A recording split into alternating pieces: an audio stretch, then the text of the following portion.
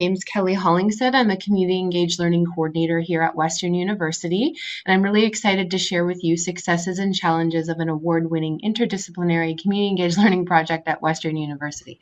It's a very long title. So let's just get going here because we're already a few minutes behind. So really what I want to do is share the growth and advancement of curricular CEL at Western, and a particular interdisciplinary community engaged learning project that we have been going on for about 2 years with a partner at Middlesex London EMS. So here's the learning outcomes. I won't read those to you, but we'll just get going here. So first off, I want to share our newly developed definition of community engaged learning here at Western. Our task force in experiential learning has been working tirelessly over the summer to develop this definition. So it's an educational approach that integrates community engagement with reflective learning. Students engage in a project developed collaboratively with a community partner that has mutually beneficial outcomes. So you notice here that the asterisk indicates this is both for curricular and co-curricular programming. And in the curricular world, we embed community projects in curriculum that align with learning outcomes of courses, so that communities identifying the project and the students work to achieve that as part of the assessment in the course.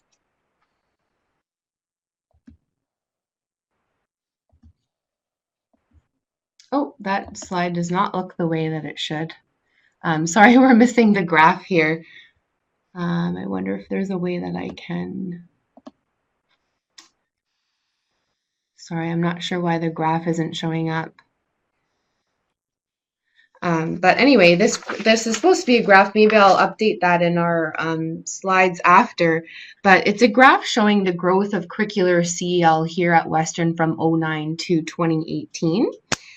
So in 2009, we actually had 3 courses, 34 community partners working with those courses, and 145 students enrolled in those courses. And then if you jump about 8 years later in 2018, we have 38 courses, 251 community partners engaged, and 2,479 students. So that's what that one number is you see there at the top of the graph. So we've had significant growth, and in 2017 we actually won the Pillar Innovation Award for Community Impact, which was very exciting for our team.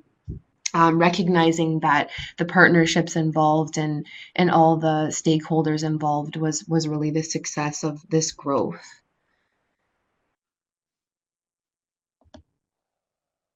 So what contributed to this growth? So I picked out 5 points. There's probably much more than this, but I really have a time restraint. But the first is that we collaborated with faculty to design these courses. So we kind of followed the teach, demonstrate, support model. And we collaborated with faculty and really taught about this type of pedagogy and with those 3 courses in 2009. The next is that we demonstrated that this worked. So we had courses in certain faculties. We tried it with different sizes of courses, different topics, and showed that it really worked, and it could work in many different instances. The next was that we supported faculty. So once we had faculty coming to us and we were kind of growing in our portfolio, then we provided a 3-part workshop. And so this was on topics that faculty may have some challenges with, like embedding reflection and assessment, and other forms of engagement in their courses. The next is ELC. So this is Experiential Learning Central, and this is an online tool that has different reflection activities, different assessment components, all types of readings about CEL that faculty new or existing to CEL can access for some more support and resources. And the last there is the CEL COP. So this is our most recent form of support. Last year we began the COP. We meet about once a month for a lunch, and it's an opportunity for faculty to share successes, challenges, resources, and really support each other. The fourth point here is our funding source, which is of course important. So we received a 10-year endowment from RBC. And as we were growing resources with that funding, we advocated for more institutional support. And along the way through the years, we've received money in different forms from the institution. And then, of course, the fifth point is about all the stakeholders involved. And it wouldn't really be possible if we didn't have community partners that wanted to work with us and faculty who wanted to teach in this way, our grant funders, and of course, our students. And this graph isn't showing either, so I apologize. I'm not sure why that is the case. But I wanted to highlight to you that there's been growth in particular in our health science and medical science departments. So from 2015 to 2018, we've seen a growth of 6 courses in health science and 3 courses in medical science. In 2015, we had 4 health science courses, and now to this date, we have 10. And medical science, we had 1 course in 2015, and now we have 4. So we've seen really a significant growth in those 2 areas. And the interdisciplinary project that I'm going to share today actually worked with both of those departments. So here's our students and our faculty and our community partner in these 2 courses that worked on this project over 2 years. So I'll share some more details about that. So on the left here, we have our gerontology and practice course. This is a health science course taught by Alexandra Zekovich. She's on the left there in the picture. And then on the right, we have a picture of our addressing healthcare misconceptions course. So the faculty member there in the middle is Dr. Sarah McLean. And the person in the right in both those pictures is our community partner, Dustin Carter, who works with Middlesex London Emergency Medical Services as a superintendent of community paramedicine. So students in our health science course, gerontology and practice, began the project last fall, and students in our medical science course picked up where the health science students left off and continued the project through a practicum as well. Dustin Carter actually joined me in presenting this work at the Learning Outcomes and Experiential Learning Symposium last month in Toronto. And we had audience members approach us after the presentation and said that this really needs to be shared widely, hence my webinar today to our national association. So I really wanted Dustin to be here with me today to share this project, but that wasn't possible. So I'll have to speak on behalf of Dustin as well today with some of his learnings. But if you have any questions specific to him, then I can share those with him. So the next portion of the webinar, I'll share what community paramedicine is and the problem Dustin posed to our students to help solve and the outcomes. So community paramedicine is a new concept for paramedic services across the globe. It allows paramedics to apply their training and skills beyond the traditional role of emergency response by working proactively with patients and healthcare providers to reduce avoidable 911 activations, hospital presentations, and admissions. One of Dustin's primary areas of focus is on the increasing demand of paramedic services caused by the growing number of non-emergent calls.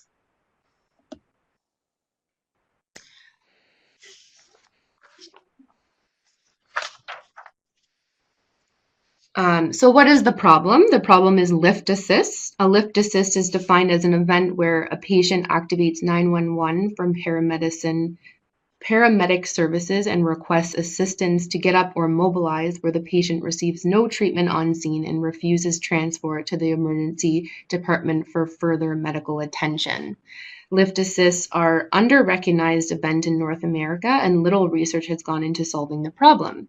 The event leading up to a lift assist may not always be benign in occurrence and can be indicative of frailty and a decline in health. However, current paramedic practices do not require attentive documentation. As a result, paramedic services across the province are presently unaware of how this call type actually impacts their service.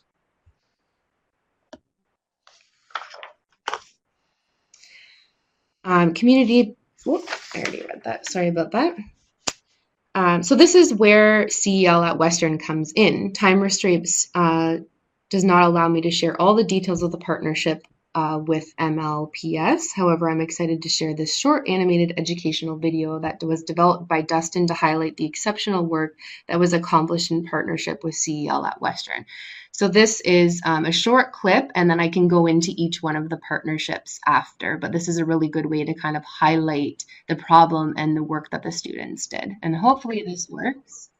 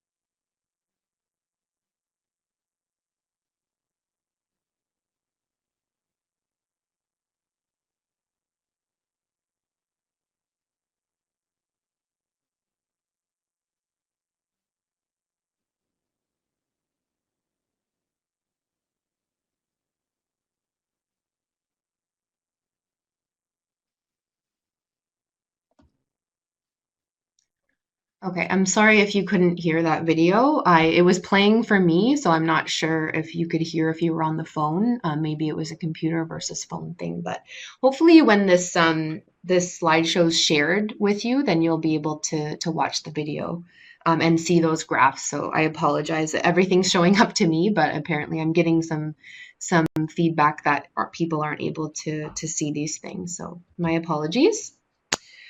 So I wanted to share with you the three partnership opportunities that Dustin had and as the project kind of moves through the student groups. So Dustin first partnered with CEL at Western in the fall of 2016 with our gerontology and practice course taught by Dr. Alexandra Zekovich. He partnered with a team of 6 students and challenged them with completing data mining and text analysis from over 2,500 de-identified ambulance call reports, distinguishing key themes, and performing quantitative analysis. Dustin was a fantastic committed partner from the get-go. For their first meeting, Dustin picked the students up in an ambulance and provided them with a unique tour of the service, dispatch, and emergency department. He provided opportunities for the students to meet firsthand healthcare providers to discuss the topic and local and provincial champions of older adults to learn about the complexity of the problem, barriers, and challenges faced. Each week, he dedicated time to be in class with the students to complement the time the students dedicated outside of the class to work with him. He also set up a group chat forum to keep the student team up to date, motivate them with each milestone reached, and provide an easy way of providing guidance if they started to veer from course. The final outcome of this project was a literature review that revealed this was the first in-depth study on the topic that was ever conducted by a paramedic service. It provided the foundational evidence to support further resources dedicated to this growing issue at the MLPS, our local health integrated network, and provincial levels. After learning about how little research has been done on this topic during the literature review and noting the significance of the work, the student team expressed the desire to continue their work outside of the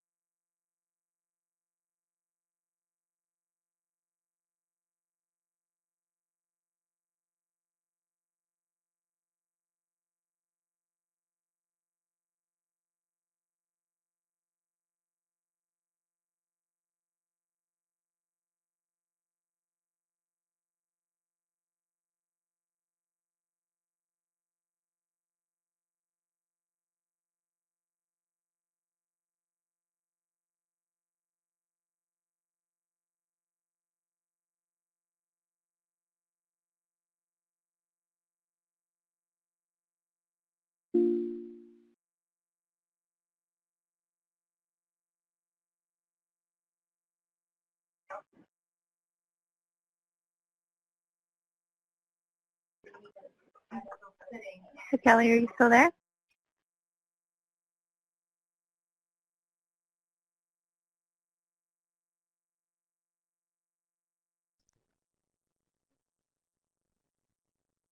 Can you hear me now? Okay, Yes. Sorry about that.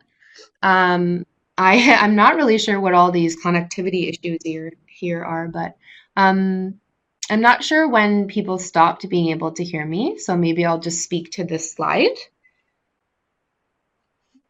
So from all the research Dustin and the gerontology and practice students and later health practice students completed, it was clear there was a need to consolidate these findings and develop a business case for a solution to the lift assist problem. Dr. Sarah McLean was offering for the first time a new CEL course in the winter of 2018, with many students enrolled with dual majors in both medical science and business. So Dustin, of course, was over the moon and was matched with a group of 6 students from the Addressing Healthcare Misconceptions course. He brought a student from the previous team with him to share the overall experience with the project. So this provided an opportunity for a student peer to brief the new group on what had been accomplished to date, possible next steps, and field any questions the new group had. The new group built on the previous year's work and developed a 36-page concrete business case to implement a first-of-its-kind innovative solution. They presented the work to key stakeholders and decision makers in the field, including the local Health Integration Network and the Ministry of Health and Long-Term Care. After the course was completed, Dustin submitted the innovative solution to Canada's exclusive networks that facilitates evidence-based research and clinical practices for older adults, the Canadian Frailty Network, where it was recognized as one of Canada's top 25 high-quality innovations for 2018.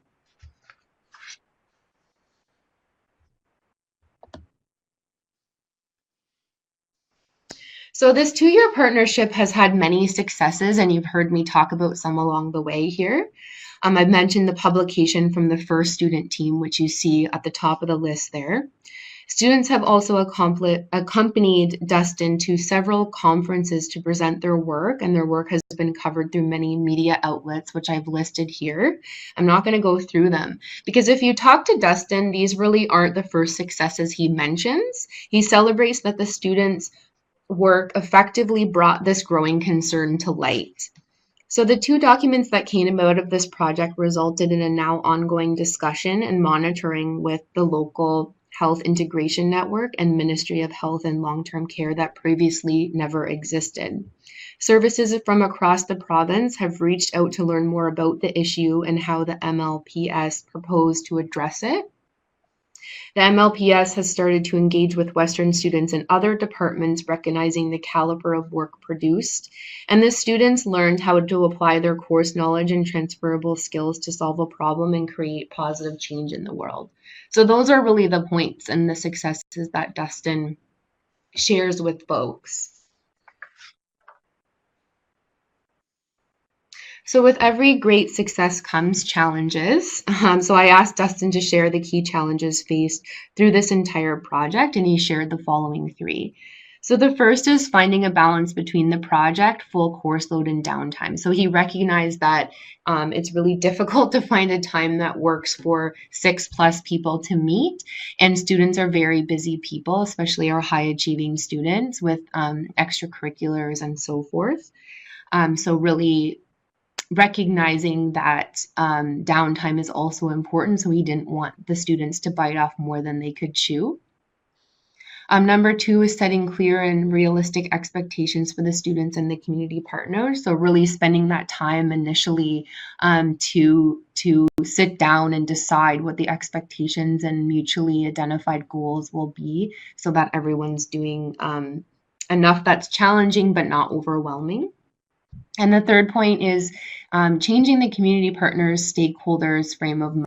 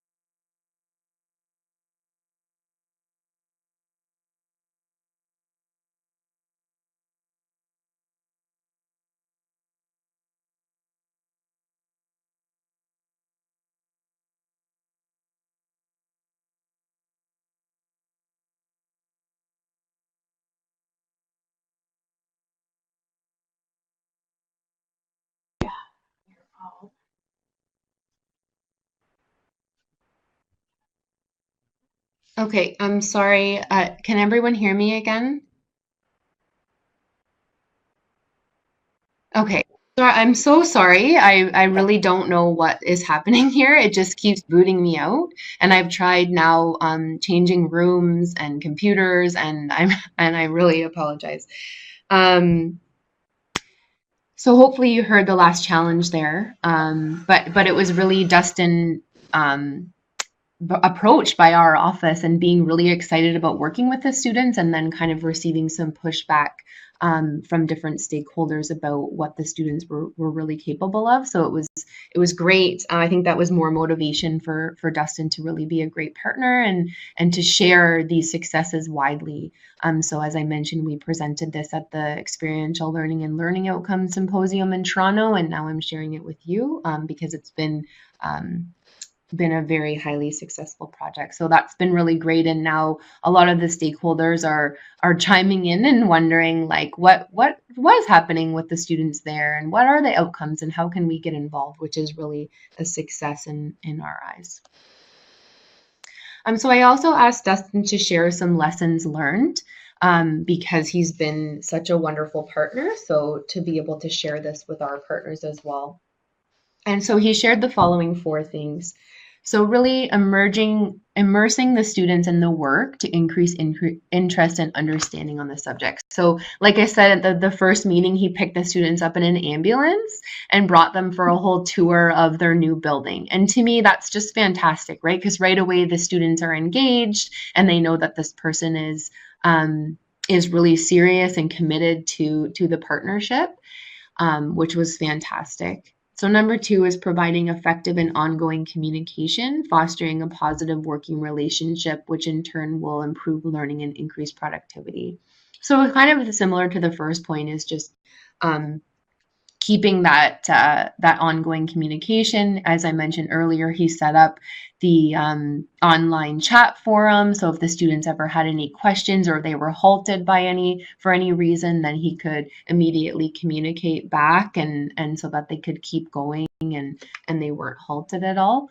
And just being very transparent. So Dustin was very honest about the work that was going on and how the other stakeholders felt about the work, and that really gave motivation to the students as well.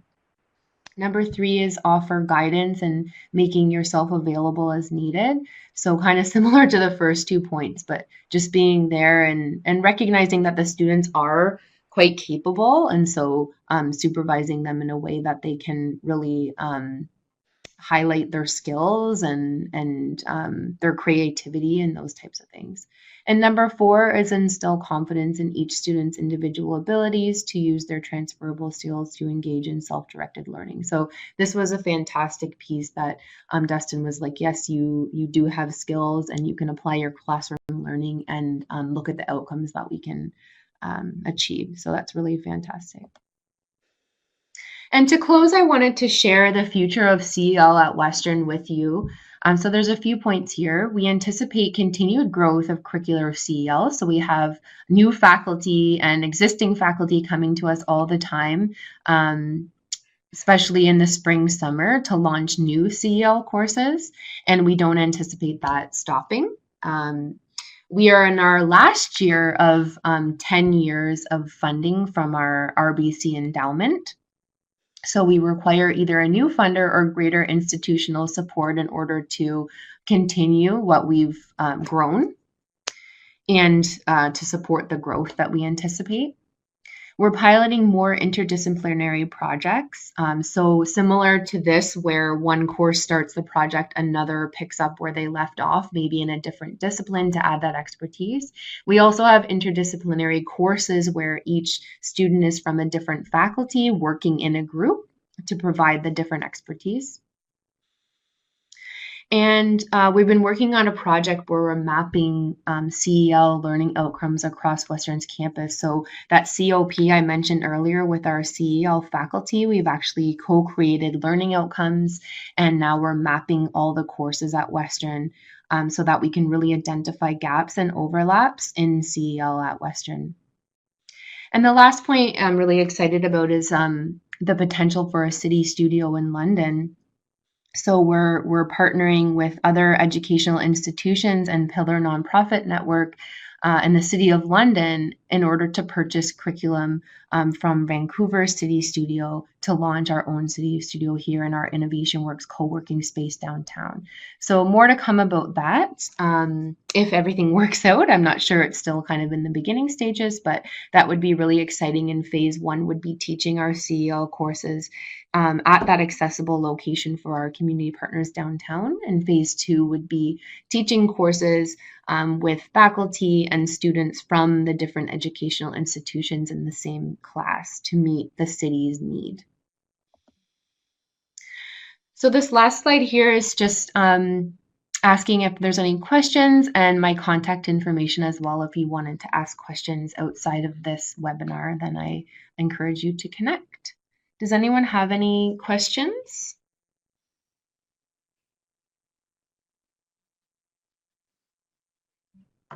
Anyone can hear me?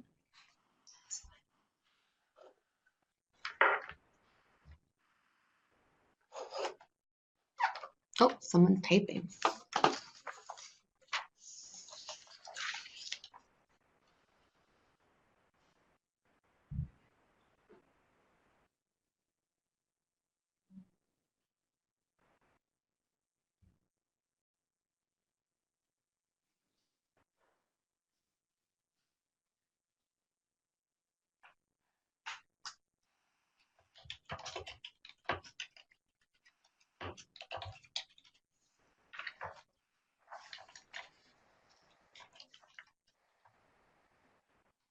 Okay, so the question says, do you have examples of CEL projects from students from more spirit disciplines? Example, engineering and health. Oh, I see. So some interdisciplinary projects from other disciplines.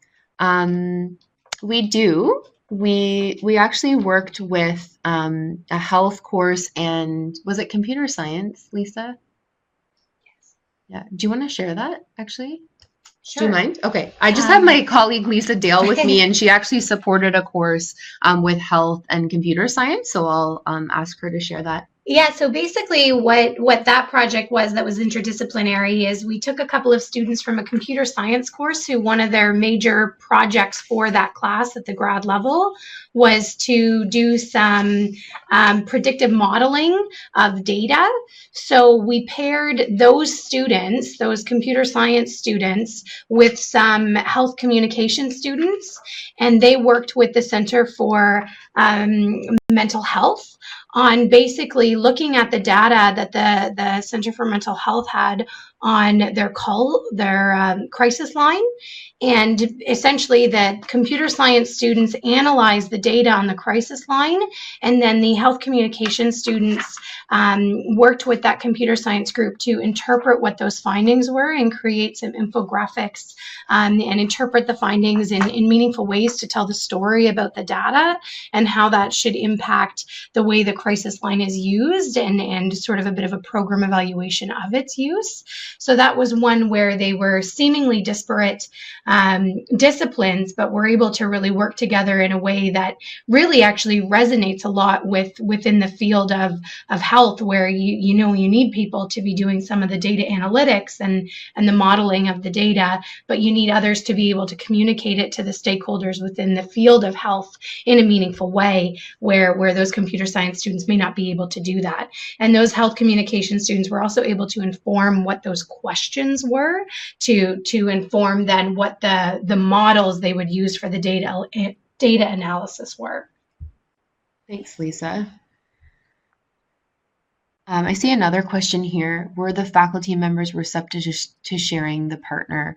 So that's a really good question, because we've had both types of faculty members. Actually, we've had faculty members who kind of trust in our expertise and know that we're going to align the partner's needs with the appropriate course, and we've had other faculty members who were more resistant to that, and really found that if they felt that they developed the partnership, then they wanted to continue working with that same partner through the years.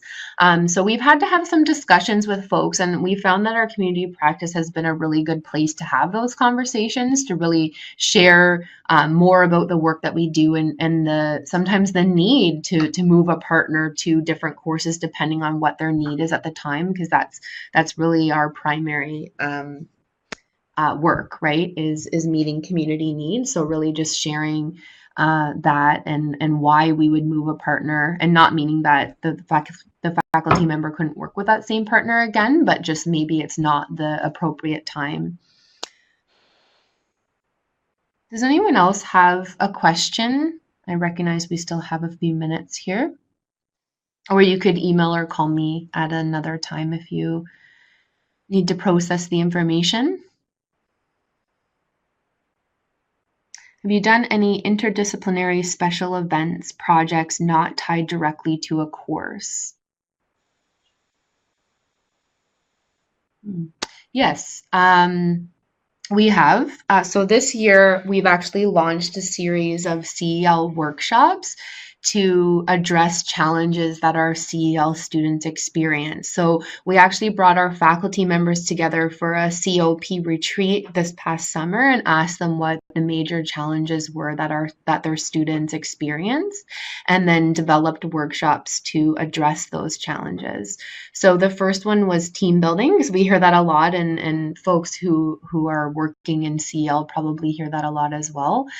So instead of kind of just allowing students to choose groups or forming groups based on interest, we're actually being more intentional about the way we're building teams, and letting students know that that there's different personalities, right? And maybe when they experience a challenge with the team member, they can sit back and kind of reflect on the team building workshop and realize that, yeah, this person might be more introverted and they may need to process information, and this other person may be more extroverted, and that's why they like to share lots in a meeting and kind of fill that empty space. Our second workshop was on reflective writing in an academic setting. And so again, another challenge was that reflective writing piece that the students were having challenges with, and the faculty members as well, and how to teach that. So we actually partnered with our writing support center in order to provide that workshop right at the beginning of the year. Well, actually, it was in October, around a time when the students' writing would be due. And so that fellow at the writing support center really helped the students think through how they can write reflectively in an academic setting. So adding that I component into the academic writing, where they might not be used to speaking in the first person and adding their own thoughts on a topic.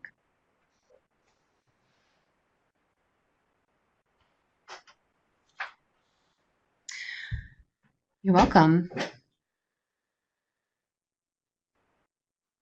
Does anyone else have any questions?